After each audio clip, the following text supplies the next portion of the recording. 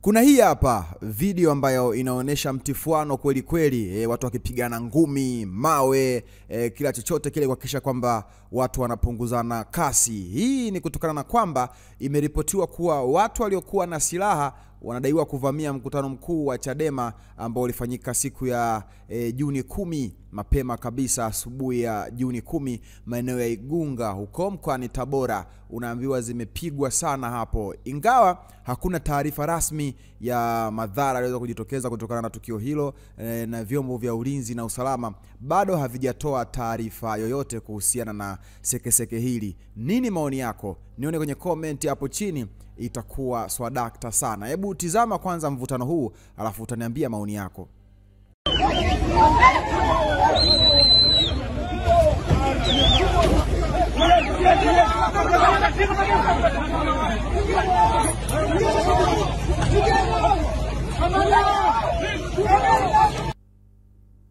Hii ni VOT updates, wakati wote sisi tumechangamka. Hamasa ni kuendelea kusubscribe katika YouTube channel ya kwetu. Subscribe, like, comment, share kwa ndugu jamaa na marafiki, ili siku zote wasiweze kupitwa na taarifa zote muhimu ambazo zinakuwa zinatoka kwetu. Nini maoni yako?